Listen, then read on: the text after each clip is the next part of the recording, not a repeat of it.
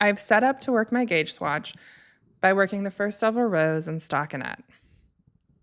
And as I am about to start the first row of the hex mesh, I've knit the first 3 stitches because we're going to have a stockinette border here to keep everything tidy. Now, to begin the hex mesh pattern, I'm going to work a yarn over. To do that, I'm going to bring the working yarn between the tips of my needles, and then I'm going to put it over the top of my right hand needle, like this. Now I'm going to go ahead and work the next stitch. This is an SSK. So I'm going to slip, slip, knit both of them together through the back loop. And now I'm going to work a knit 2 together.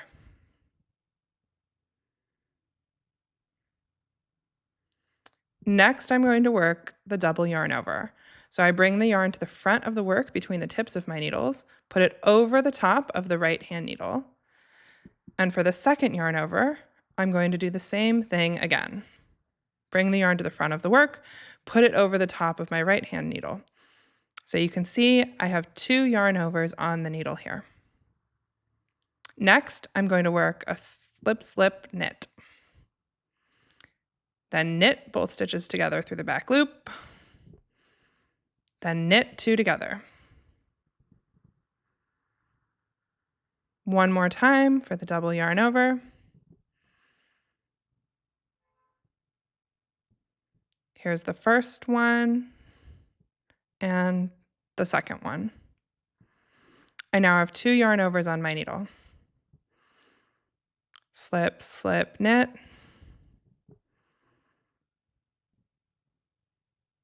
Knit 2 together. And so on.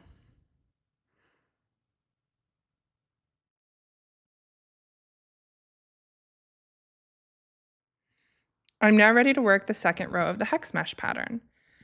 I've already worked my first 3 purl stitches to create that nice stockinette border. And the next stitch is going to be a slip, slip, purl with this yarn over and this purl stitch. So I'm going to bring the yarn to the front of the work because I'm purling. And I'm going to take the tip of my right hand needle and insert it knitwise into this yarn over and slip it off the needle, just like I would if it were a regular stitch.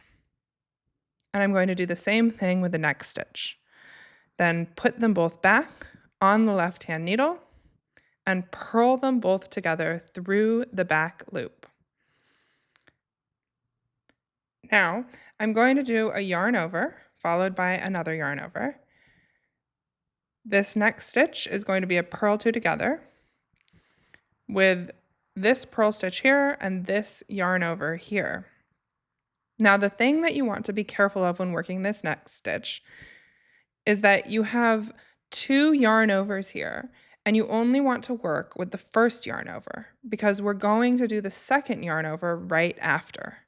So I'm going to put my needle in purlwise to this next stitch and the yarn over, and I'm going to purl them together and slip them off the needle without slipping this yarn over off the needle. Now, this next step is a little bit tricky because we need to work a slip, slip, purl with this yarn over and this stitch. But as soon as you bring the yarn to the front of the work, it's going to feel like this stitch is a little bit wonky. That's okay, just go with it. You're going to take the tip of this needle and put it knitwise into this yarn over, and knitwise slip the next stitch. Put them onto the left hand needle and purl both of them through the back loop. Okay, I'm going to demonstrate all of that again. So first we're going to work our 2 yarn overs. I'm going to purl this stitch together with its following yarn over, like this, being careful not to slip the next yarn over off the needle. And now I find it easiest to hold the working yarn down here so that it's kind of out of the way, because it needs to stay in front of the work as you do this. I'm going to take the tip of this needle, put it knitwise into the yarn over, and slip it off. Then I'm going to slip the next stitch off, put them both back onto the left-hand needle, and then purl both of them through the back loop. Yarn over, and we'll do this once more because it's so tricky. I'm going to purl this stitch together with its yarn over, being very careful not to slide the next yarn over off the needle. Now I'm going to hold the working yarn out of the way in front of the work while I slip this next yarn over and the following stitch, knitwise from the left hand to the right hand needle. Then slip them back to the left hand needle and purl both of them together through the back loop. And that's it.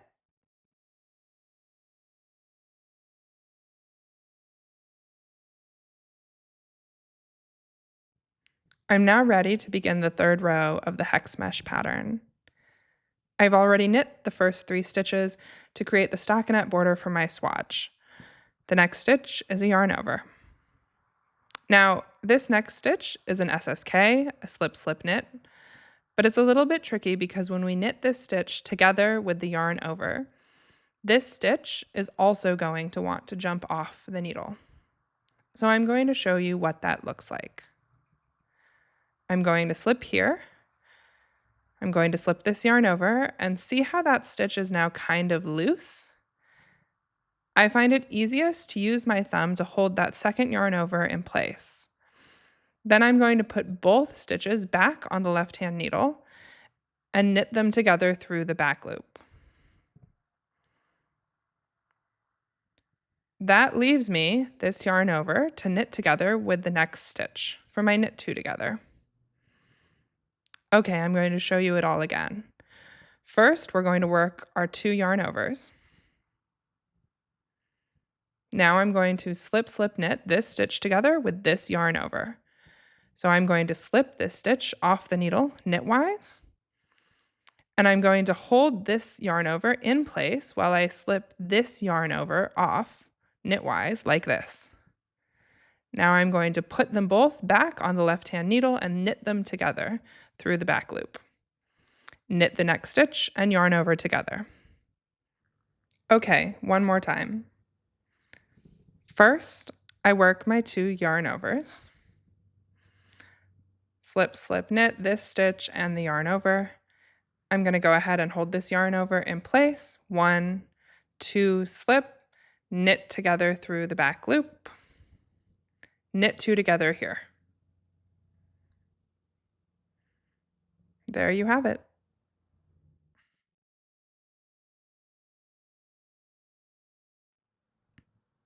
Here's my completed swatch. As you can see, the hex mesh looks a little bit muddy right now because it hasn't been blocked. The blocking process is going to really open it up and give me a better sense of what that mesh will look like when it is stretched over my body. Now, you want to block your gauge swatch however you're going to block and eventually wash and dry your finished piece. So I'm going to show you how I'm going to block this yarn, which is the Wandering Flock Cotton Lino.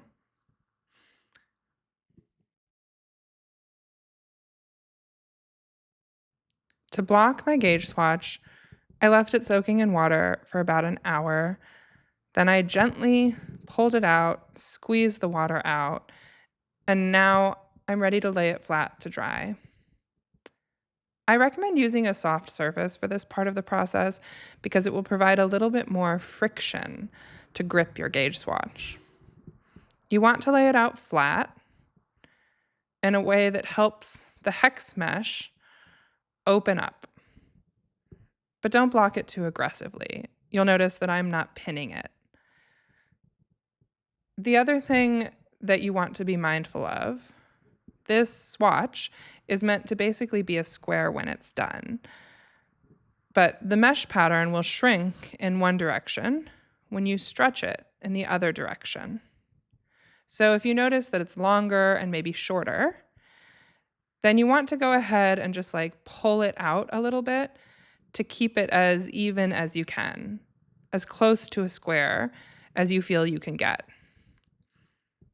So you'll notice I'm not pulling too aggressively anywhere, but I am pulling just a little bit to like get that hex mesh pattern to really open up and to make as even a square as I can, which will help me get the most accurate measurement possible in the next step of the process.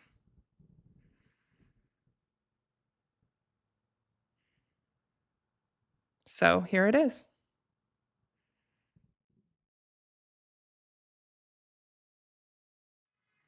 Here is my finished and blocked swatch. As you can see, the hex mesh pattern has really opened up. Now, measuring gauge for this kind of mesh is really tricky because when it stretches in one direction, it shrinks in the other direction, which is part of what makes this fabric so well suited to a really fitted garment. So, what I recommend is if you followed my gauge instructions exactly, then you should be able to measure your entire swatch. And it should measure 6.5 inches in each direction. Okay, now, as you can see, mine right here actually is currently measuring 7 in this direction and 6 in this direction, because I just stretched it as an example for this video.